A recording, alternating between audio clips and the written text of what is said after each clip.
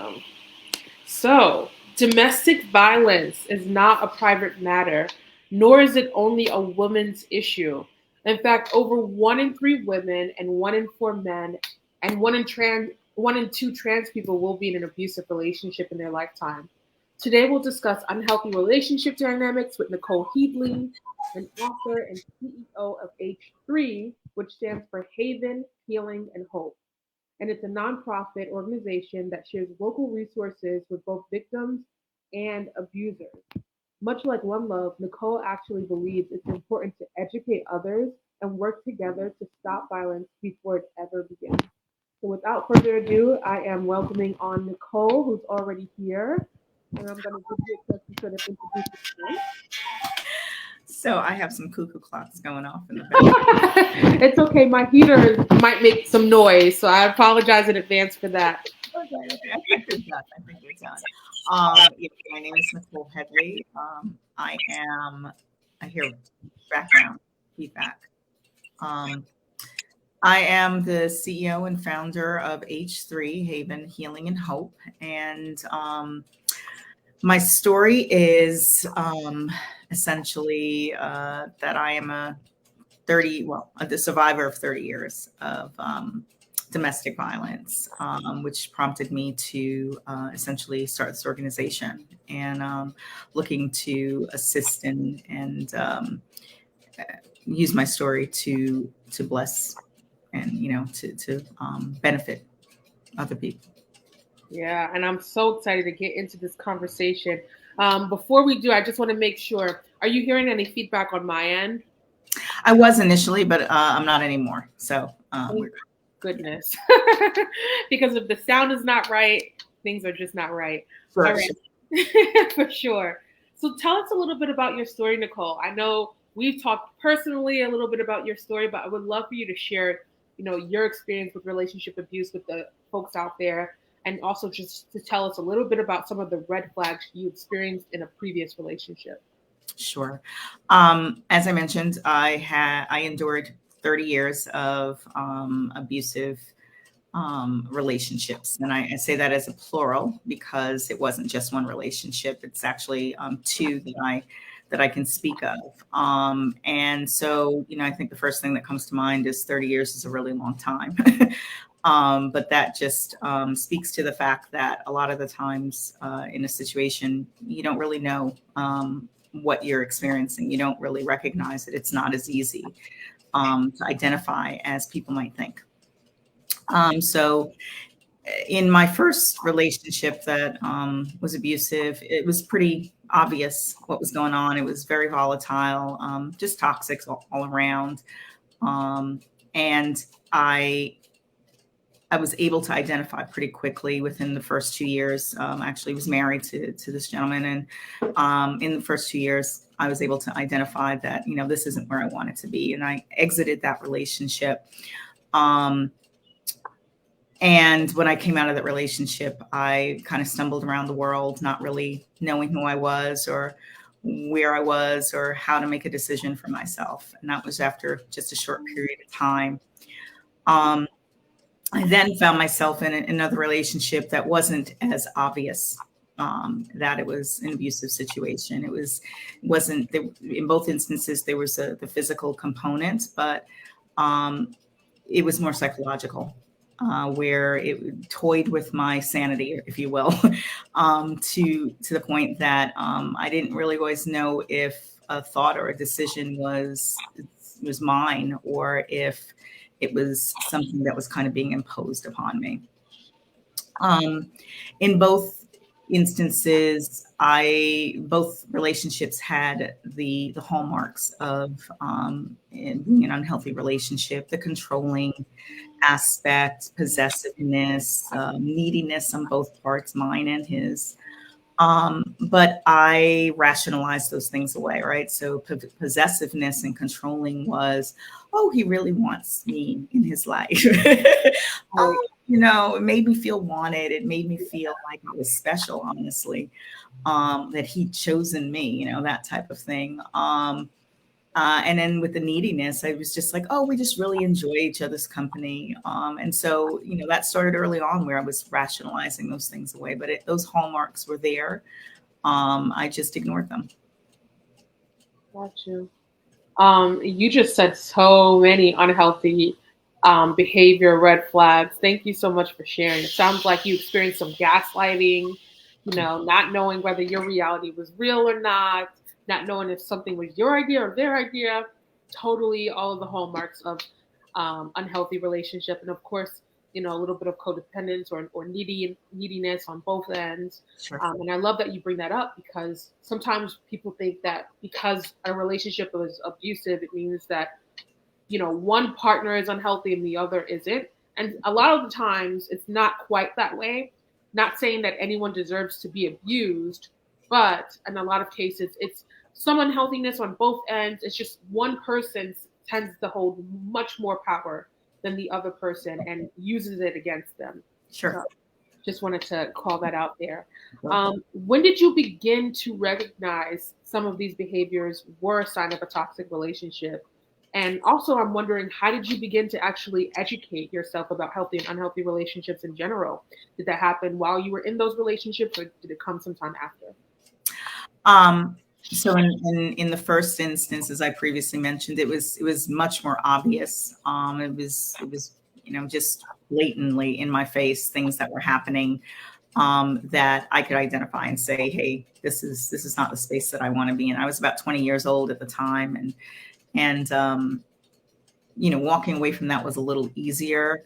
In the second relationship, as far as identifying, I obviously knew I had been in an abusive relationship. I knew what that felt like, but again, with the psychological, it was a little different. So it wasn't as obvious. I found myself sometimes watching movies or, reading a book or something, and there would be references to something abusive. And I'd think, that feels familiar. Like that right there, I can identify with it. But then I would, again, do the rationalization to say, well, that's my situation is not as bad as that. I'm not, oh, he loves me and we have great times together. And so, understanding that it doesn't always have to be all bad. Or that my version, someone else's version, isn't necessarily better or worse than mine. It's just a matter of being in a situation, and if it's unhealthy, it's unhealthy. It doesn't matter if it's super extreme to the extent of some of the more graphic type of things that happen, or if it's something that is just making me feel uncomfortable. And I don't mean just in the basic kind of uncomfortable, but, making me feel bad about myself. That type of uncomfortable, space of being uncomfortable. And so it took me probably the better part of 15 years to really come to a place where I started to question seriously what was going on. And that kind of grew out of a conversation with a friend who basically, named it for me. And said, are you in an abusive relationship? And I thought, no, of course not. And I didn't respond, but after that, I started to ask myself the question, because I knew I knew deep down inside that that's what I was dealing with, but I would not put a name to it until much later in my relationship. Gotcha. Yeah, I mean, there are so many stigmas when it comes to this topic, Sure. not just for the person who does the unhealthiness, but for the person who experienced it. So, Sure. yeah, I'm kind of excited to get into that today. As a woman of color, how do you believe your culture informed your beliefs about relationships? That's a great question. I definitely think that it informed my understanding of what relationship looks like. First and foremost, as a culture, people of color, we are often taught not to discuss our pain, not to talk about what hurts us. We're supposed to, just keep going, and just pick ourselves up by our bootstraps and keep going. And I think there's value in learning to not necessarily lick your wounds and cry over everything. I think there's value in that, but because it teaches us to be stronger, to deal with certain things. But I think there are some things in our lives that where the shame and the silence can be deadly. And not just in the sense of, sometimes the outcomes of domestic violence, obviously, where it can lead to, tragedy, but also just what it does to you internally, the destruction, the self-destruction, the self-destructing behaviors, the illnesses that we, because we're holding things in, those types of things. And so I think that culture definitely colored that in terms of my understanding of I'm not supposed to talk about this. This is just something that happens. It happens to a lot of people. It's no different than, for lack of a better example, every woman has a period, that type of thing. It was kind of brushed off like that. So Wow. I didn't really know that it was something that I could speak up about for a very long time. And the other piece of that is culturally, we have a lot of influence and it has gotten better. But of course, when I was growing up, the images of women in television and what we might listen to in music was also often very misogynistic. We would love a lot of different movies that might display this, but you're holding down your man despite what he does to you, no matter what he does to you. And that definitely colored my viewpoint in terms of how I should interact with my husband, where it wasn't even a matter of I was being abused. I was more in the space of protecting. I didn't want any harm to come to him as the result of what was happening with us. Trying to fix it myself. So yeah, I think it was heavily influenced by that. Wow, you just said so much. I mean, I personally have also heard, someone had said to me, in a marriage, lots of things happen. Do you think people make it 50, 60 years, by making a big deal of every single thing? And I was just like, wow. Yeah. On one hand, yes, you go through lots of peaks and valleys together. But on the other hand, it's just like, that doesn't mean you accept any and all things from your Right. partner. Right. So, And we don't, as a rule, we don't have any mechanisms that teach us what marriage and relationship is supposed to look like. Obviously, we learn from our parents or friends and images in television and film and things of that sort a lot of the times. And I think that's, we are in a space of depicting better images, but that hasn't always been the case. And not having any counseling and things of that sort in advance. I'm a big advocate. If you're planning to get married, go to somebody. Make sure that you've had those conversations in advance, because marriage is hard. It is work. It isn't all the warm and fuzzy stuff that we'd like it to be. It's beautiful, but it can be very hard. And managing through that is, I think, what we have to learn to do. gotcha. Now, I know part of your work is changing people's beliefs around about the societal burden of relationship abuse. I just was wondering if you could kind of explain that just a little bit. What is the societal burden of relationship abuse? What does that statement mean? Yeah, it's a reference to our communal liability in terms of domestic abuse. I think people have a tendency to believe that because it's not happening to them, that it doesn't impact them, that it has no, it's like it's happening to somebody else. I'm sorry for that person. I'm sorry that that's happened to you. But at the end of the day, it's got nothing to do with me. But in fact, it does. People who are in abusive relationships, whether or not it is the abuser or the abused, get up every day and we go to work. We're teachers, bosses, employees. your friends, as well as even police officers, right? These are people every day we interact with. And what's happening at home doesn't stay at home. It goes to work with us. It goes to school with us. It just shows up in different ways. And recognizing that it has an impact on our bottom line in terms of productivity at work. It has an impact on children who are in school. And again, it's not just the people who are involved. It's not the two people who are involved in that situation, but your children, their friends, so on and so forth. It's just the ripple effects of it. So that's what I'm focused on. Bringing light to and awareness so that we can understand that this is a bigger issue than just what goes on between a man and a woman. It's between that man and that woman. Yeah, I think in the past 2 years, my mind has been, open to the fact that what happens even on the other side of the world can affect us over here. So to, think that an unhealthy relationship maybe happening in an apartment next to me doesn't affect me is kind of like nuts. Of course it does. Of course it affects me. Right. It's never happening. It's not happening, thankfully. But yeah, you're so right. It affects your friends. It can affect your family, your extended family. It affects everything and everyone. And it also affects the way you show up. So yeah, it sure does. It sure does. And getting to a point where people realize that and gets people to be a little more invested in the subject.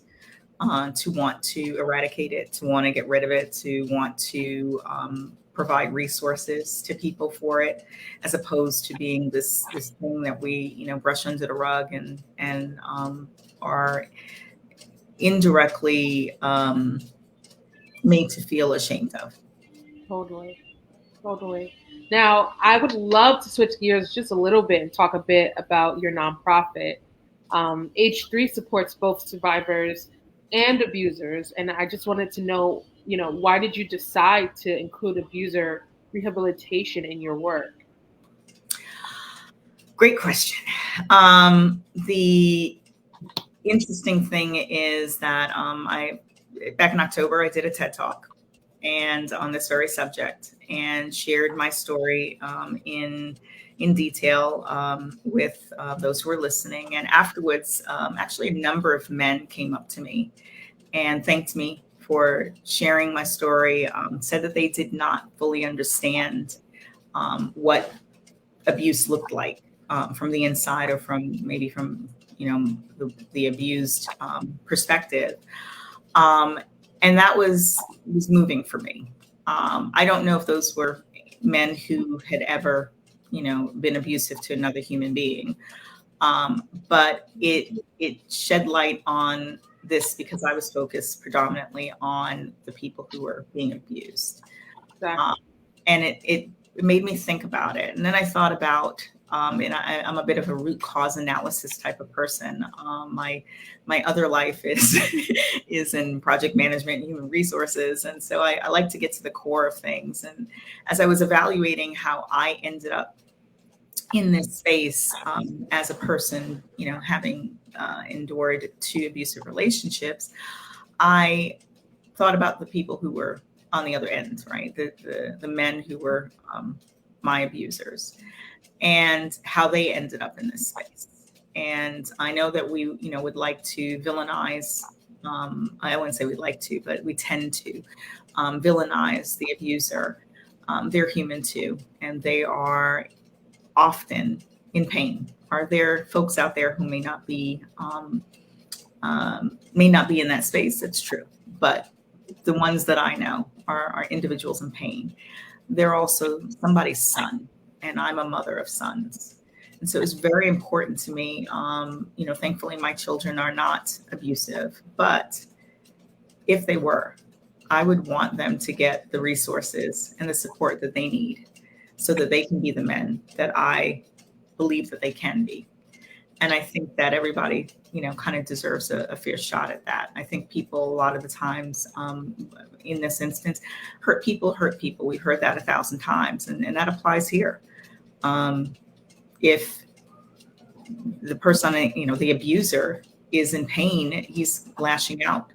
in some way, shape, or form. And if there's no resources available and nothing that says, hey, you know what, I see you too. I know that you're hurting. I know that you need help.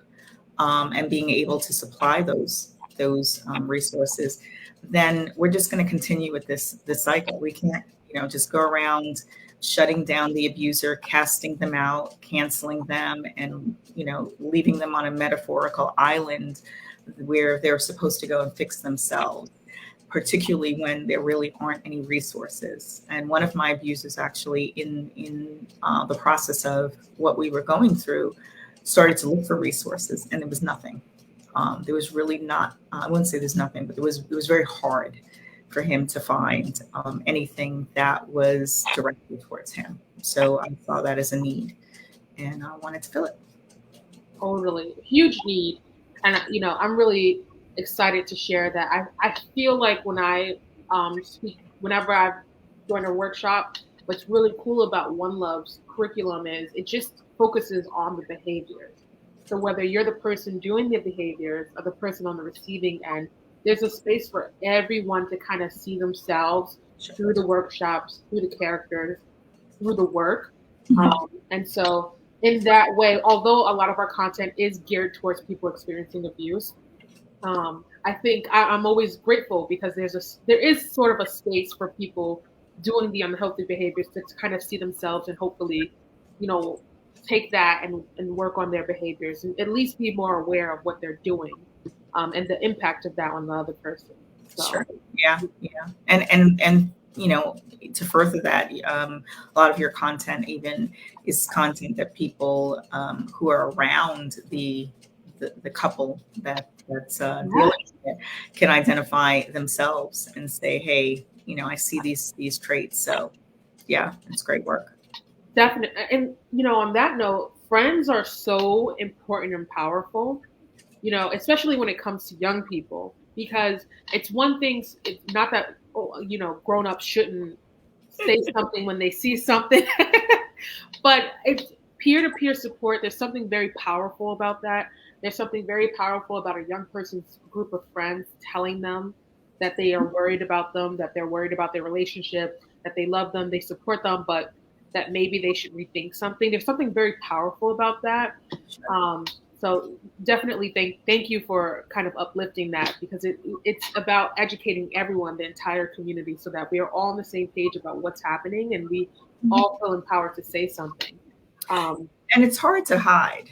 It's so much harder to hide when everybody is aware, engaged. It levels the playing field in this, and that's where abuse hides. It lurks in our shame and our silence. So opening windows up, if you will, to what's happening and making sure that everybody's engaged in the conversation is just so much harder to continue to perpetuate it.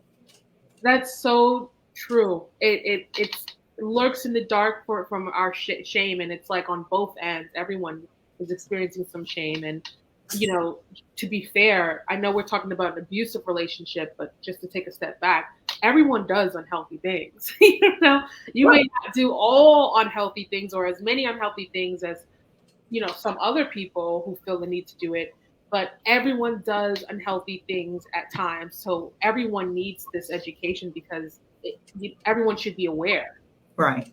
So, and that's also part of the challenge is recognizing when it's just, my partner's having a bad day or I'm having a bad day versus, okay, I think I'm in an abusive relationship. It's so fuzzy between that, because you could read something today and be like, oh my gosh, my partner does these things. The question is, do they do them consistently? Do they do them all the time? Are they based upon, an event or something that's caused them to do certain things? Because we're all human. We don't want to be around like robots. So it is part of who we are.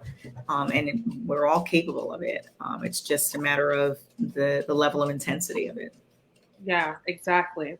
And before we move on to my next question about H3 and all the wonderful work you're doing to destigmatize this issue across the board, I did just want to call out for anyone watching, Nicol has done a lot of her own self-work.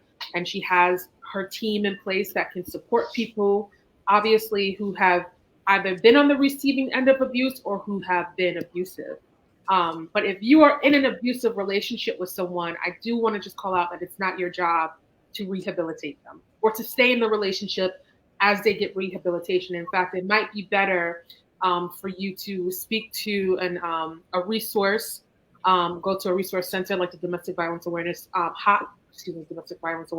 Domestic Violence Hotline, where someone can help you create a safety plan so you can safely get away from that person while they work on themselves separately. Okay, I just wanted to call that out. Don't want you to stay in a situation that is toxic while they work on themselves. You know what I'm saying?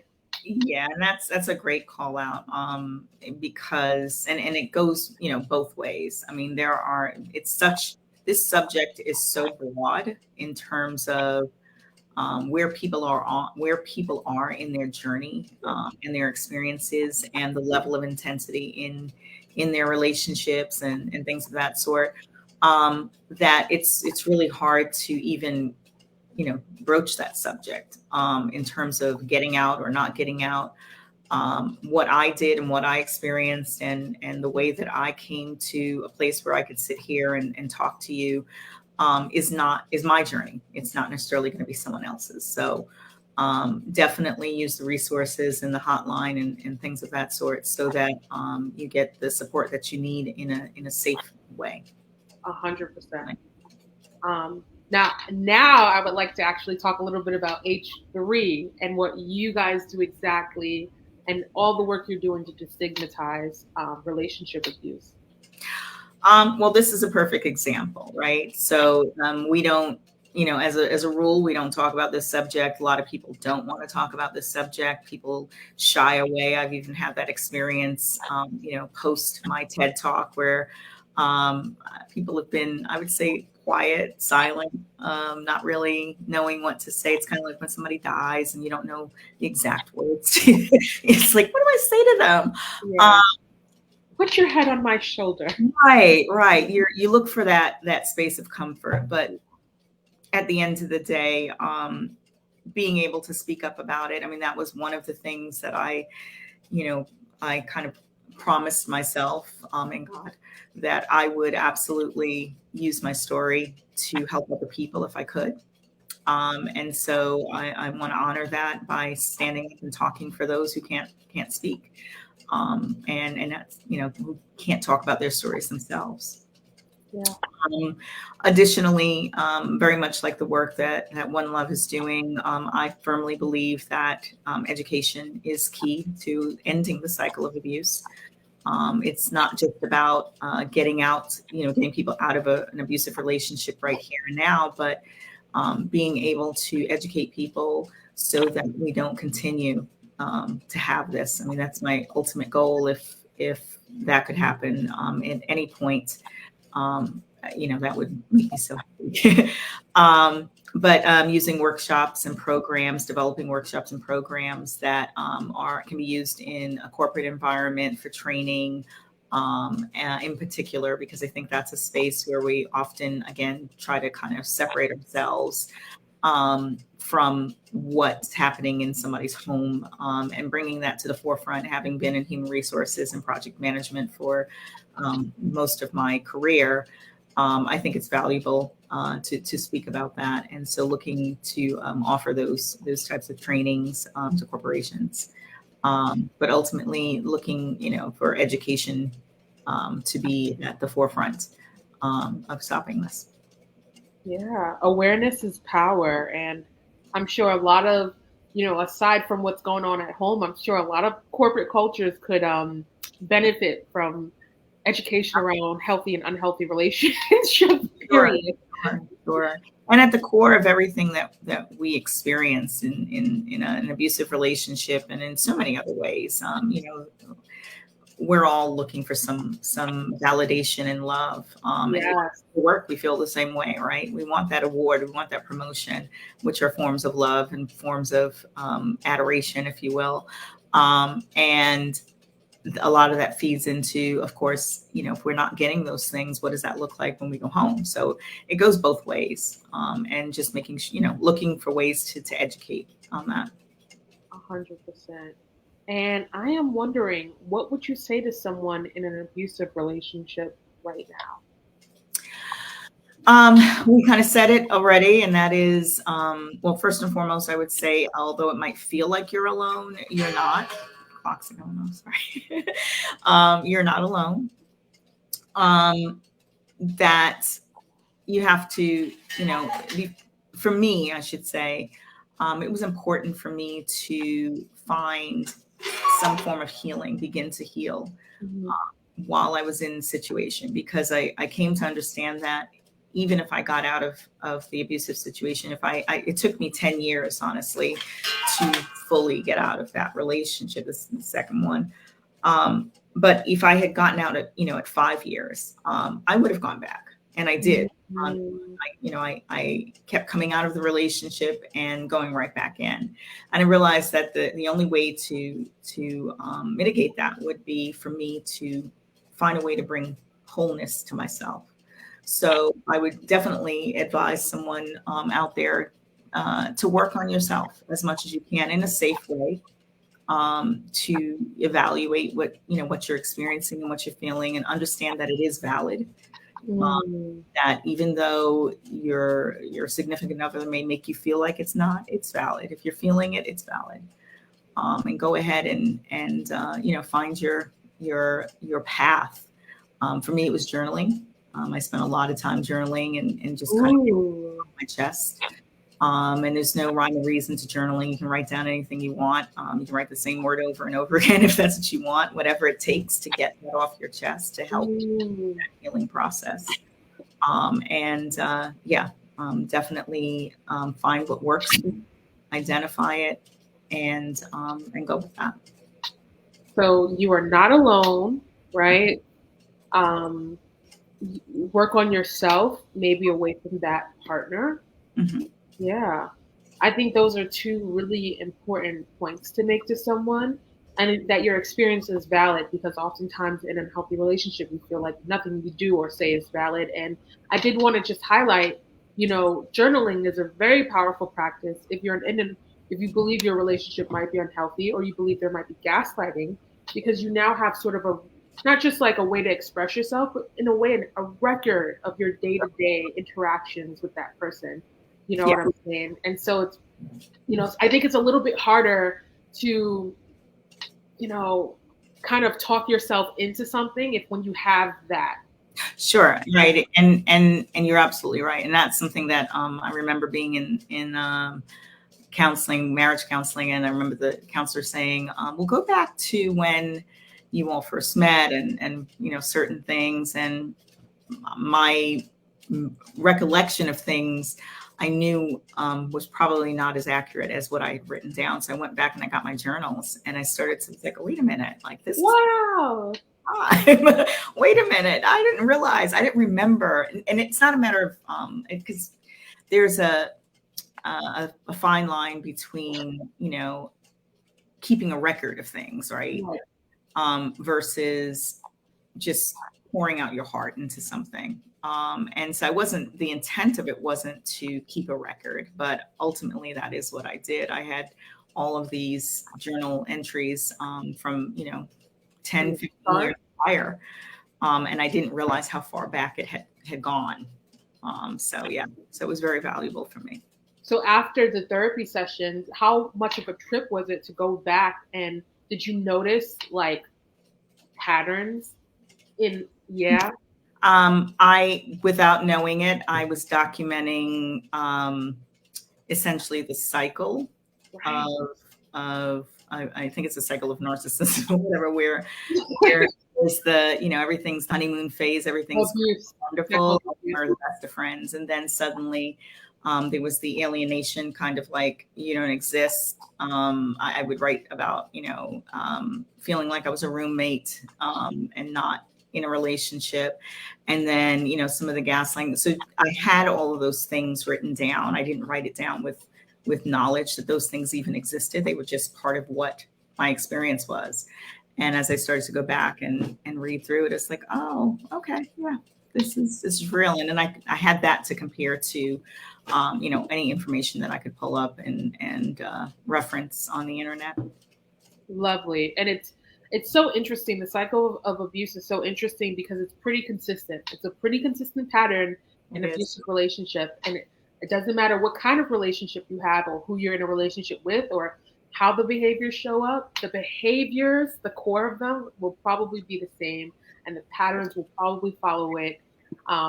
So it's just amazing that, your journal unfortunately became a record of this broken relationship and what you were experiencing at that time. And you got 2 hearts so far. This is great.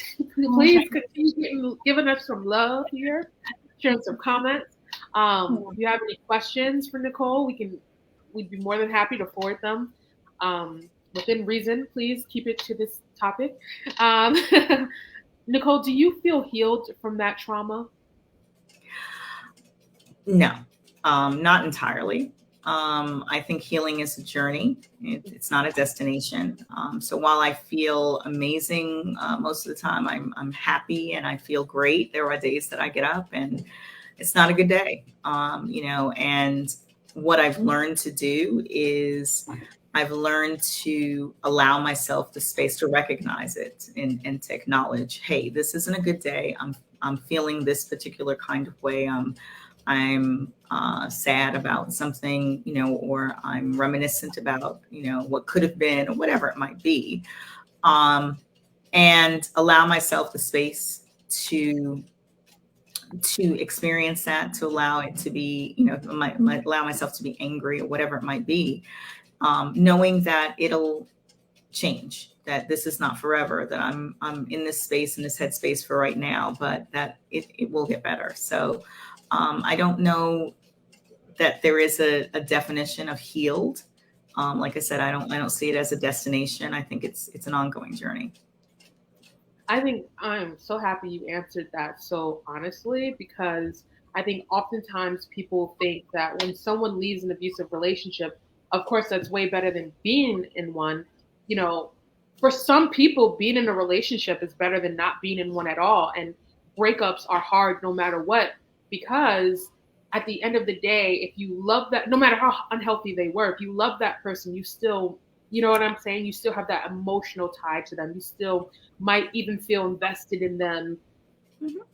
Absolutely. Getting better and stuff like that. Not that that's your responsibility to make sure that happens. It's their responsibility. But you still care. And I'm glad you said, maybe sometimes some days you think about what could have been or would have whatever, and it passes. But that's the reality. I get up and doubt every minute of it. I'm like, what am I doing? Like, what did you decide to do? I mean, that's real. But I the good outweighs the bad. And so those moments happen and I get back up and I'm like, hey, I'm going to keep moving forward because this is where I'm at. And I think this has purpose. So I'm just going to keep doing what I do. And I know we didn't discuss this, but I'm just wondering, kind of piggybacking off of this, how important have like friends and family for your community been in this healing journey for you? Immensely important. The healing started, I think, for me. For those who haven't seen my TED Talk, and in my TED Talk, I speak about how a friend, essentially named it for me and told me that I didn't have to stay in an abusive relationship. And that's when kind of like the light bulb went off and it was like, oh, wait a minute, this is an abusive relationship and I don't have to stay here and I don't have to be here. But it took me 10 years past that to really get out of it. However, after that, I felt much more comfortable in sharing my story with people. And every time I shared my story, I felt better. I got better because I was offloading it. Hey, listen, this is what's happening to me. And then the love and support that people, shared in return. I didn't have any particular expectation that anybody would say, oh, I knew that was going on, or I was waiting for you to say something.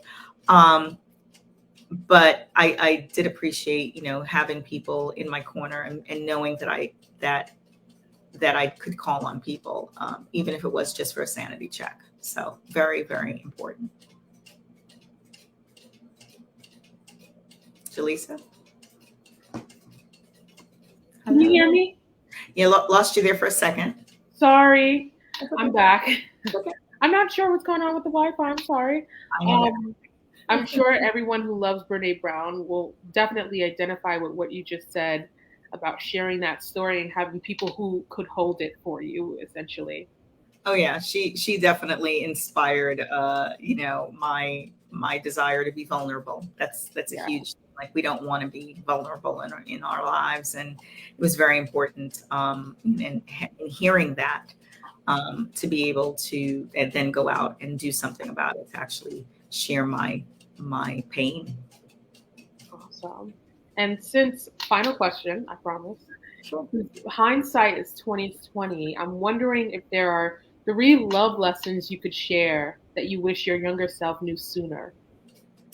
That's a great question. 3 love lessons. Okay. I think that I spent a lot of my time in my relationships trying to love my partner enough. Trying to changing myself in a lot of ways, thinking that if I did something different or if I said something different, or if I look back and I'm like I was walking on eggshells, but ultimately trying to love them in the way that I understood that they needed to be loved. And I think the first lesson would be, girl, he may be cute, but you cannot fix his brokenness. Yes. Because that's what I was trying to do. I thought that I had the key to fixing, whatever was hurting him. And, I, as I said, loving someone until the ends of the earth is just not enough. And that was, a big lesson for me. We always talk about people coming into a relationship. Oh, I'm half of the other person. Like, oh, I'm half and he's half. No, we need 2 whole people. You need 2 whole people to come into a relationship. So that's definitely one. The second one, I would say is Dr. Maya Angelou, is one of her famous sayings is, when someone shows you who they are, believe them. Mm-hmm. And I firmly understand what that means. Like I remember hearing it, and I would rehearse it in my head, and just certain things would happen. I go, oh, when somebody shows you who they are, believe them. But it's real and it's true, right? Because we want to believe certain things. I wanted desperately to believe the narrative that I was telling myself about the relationship, but he was showing me the truth, and I was ignoring it. And trying to, as a good friend of mine would say, rationalize the crazy. And I got to a point where, I started to come out of that, but that was a huge piece for me. The third one, I think, is probably for me the most important, and that is love is a verb. Love is actionable. It isn't just what he says, but it's what he does.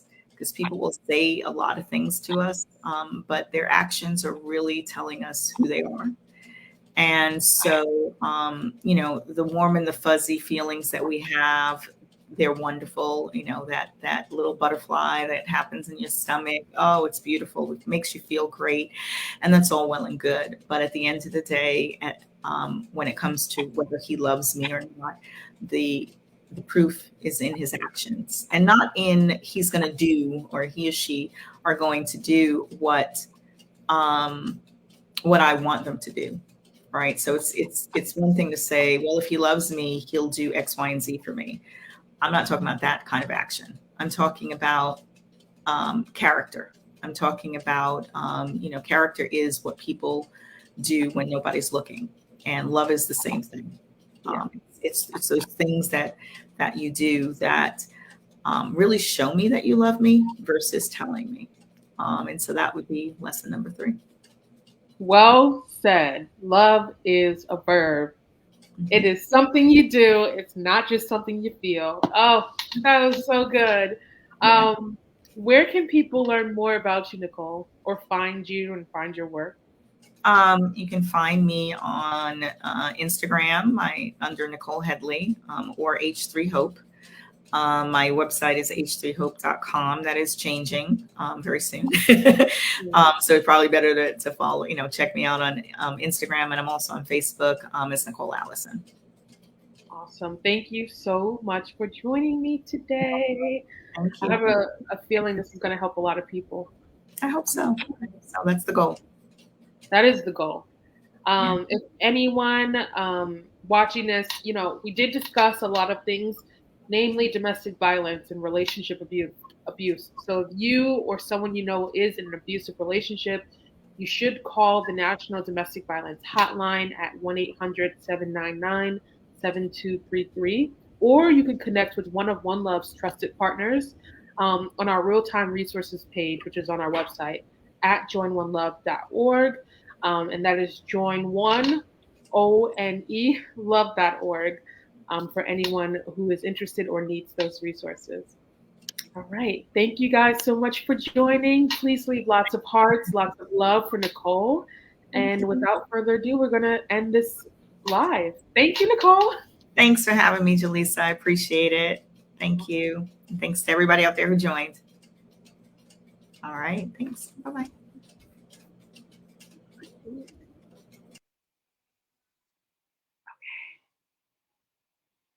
Ended.